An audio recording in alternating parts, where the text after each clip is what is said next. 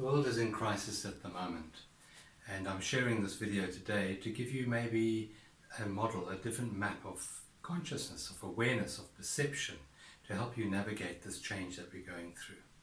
When we're born, we get onto a timeline, and this timeline is denoted by the date we're born, we zoom across, and it reaches the end date, the date we die. So we have birth, and we have death, and maybe today we're somewhere here in the middle. There we are there.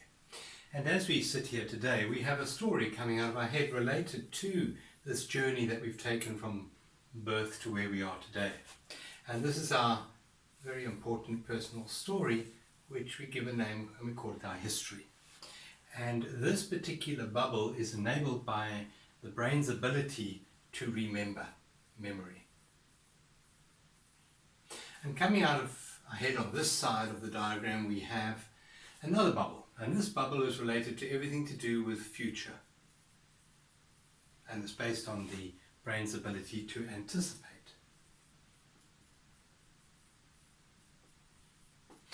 This is the matrix. It's the story in our head that we individually and collectively live in that rules us. It's our whole perception of reality. And this can be thought of as a dream. And when a dream is comfortable and predictable, we're happy to stay asleep. But right now this story is becoming a bit of a nightmare. Very unpredictable, very uncomfortable. And so there's a great incentive in this moment, in this crisis, to actually awaken. So in fact in the I think the Chinese language, the word crisis is both danger and opportunity. So this is an opportunity to shift out of this matrix. So the matrix is made up of bricks, and we get given 60,000 of these every single day, and these are our thoughts. And these thoughts, majority of them, are based on false evidence appearing real.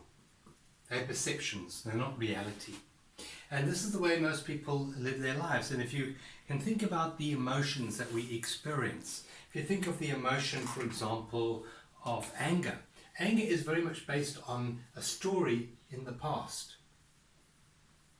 And then we can maybe have an emotion of anxiety, a feeling of anxiety, or a feeling of guilt or regret or hope. So all of the human emotions generally can be put into either this bubble or that bubble, and that's the normal way of living our lives. And in fact,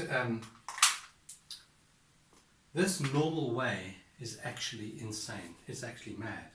If you went into a sanatorium where there was a completely insane person and you try to have a conversation with them, their conversation would not be based on anything that's real in this moment.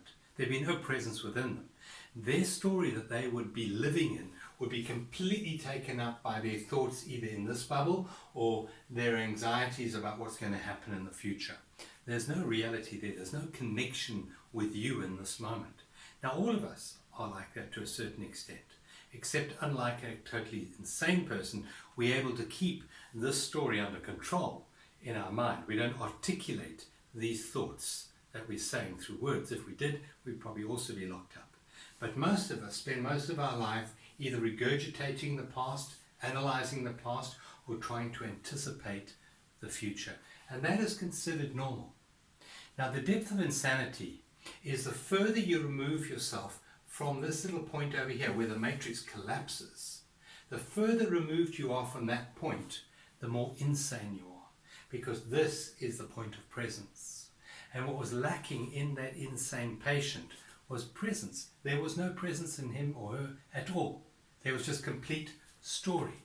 So this little insignificant point that we have on our timeline over here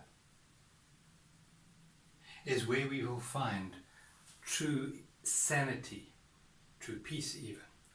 But for the mind, which is always concerned with time, it's always running on the timeline trying to get to the future, it gets to this narrow little point over here where there is no story. It says, we need a story, and it jumps over that and chases off into the future, hoping to find itself at some time over here when its needs will be fulfilled according to the satisfaction of the ego. And that is the normal way of living our lives. And in fact, this way we are continually thrown by the waves of life, the ups and downs. We have positives and negatives and positives and negatives and up and down, and we finally get one thing sorted out and another thing happens. Winston Churchill's definition of history is one damn thing after another. Now, because our future is made up of actions which come out of programs from our subconscious mind, if we don't change this, we repeat the patterns in the future. That's the danger here, repeating history, because we don't change consciousness. Albert Einstein said, you can't solve the problem from the same level of thinking you were at when the problem was created. So we have to shift out of this perpetual. If you think of it this way, if you look at this is in fact the sign of infinity, the never-ending story. It's like Seven de Laan on TV or a soap opera on television. It's just a continuous story. You sort out one thing and you have another problem to deal with. And regarding this way of living your life, positives and negatives, we think that in the future one day we hope we're going to find fulfillment where there's only positives. Everything is always positive. We're going to live in utopia. And that is not true, because you can't have a one-sided coin.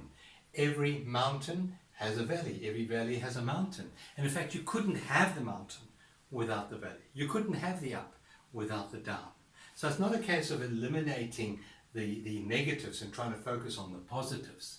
There's a different way of perceiving reality. And that's what this map of consciousness is leading us to.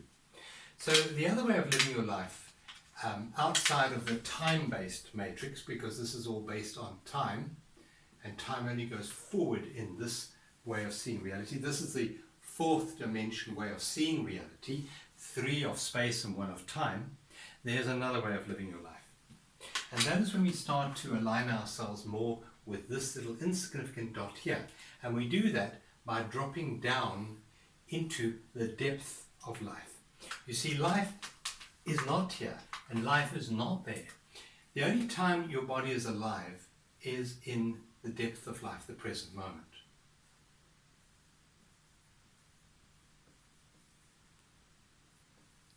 Which is the now. Your heart is beating now, you're breathing now, you're digesting your food now. Everything that has any real value happens in the now.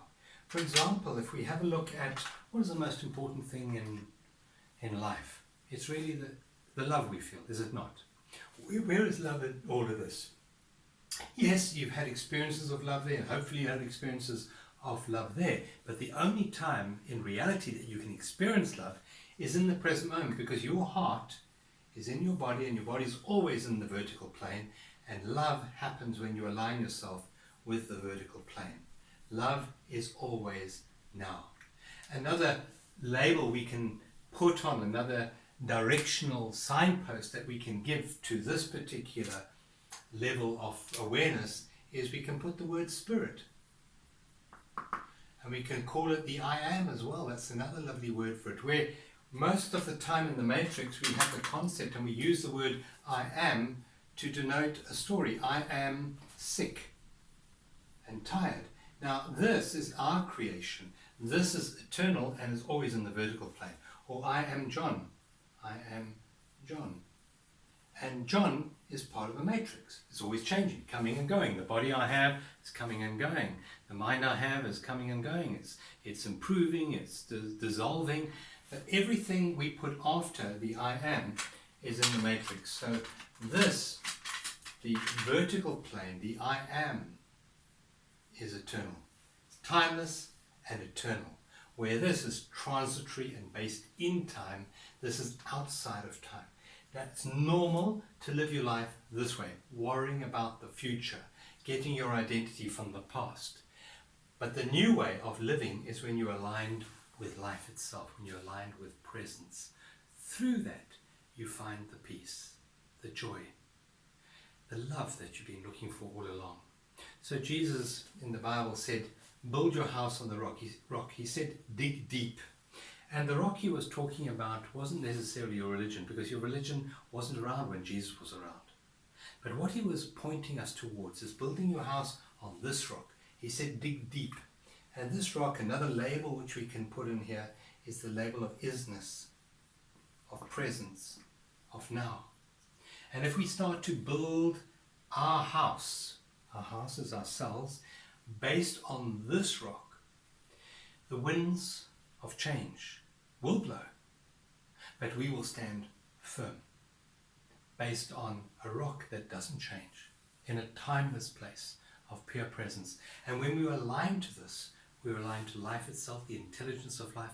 We become more intuitive, more intelligent, and we are better able to make the choices that we need to make. When we're based here, when we're based in fear, what happens to our mind? It shuts down. It doesn't become we lose a certain level of intelligence when we're in fear and anxiety. When we are calm and peaceful, we are better able to make the right choices for ourselves and for the world around us.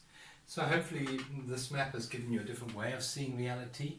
I would urge you all to reassess how you live your life. Are you always chasing time, future, based in false evidence appearing real? I am what I do, I am what I have, and I am what other people think of me? Or are you now willing to come home to the depth of life itself and to be aligned with presence? There is so much peace in this moment. The only thing that takes us away from that peace is our very busy, fearful mind. Thank you. I hope this was helpful to you. Thank you.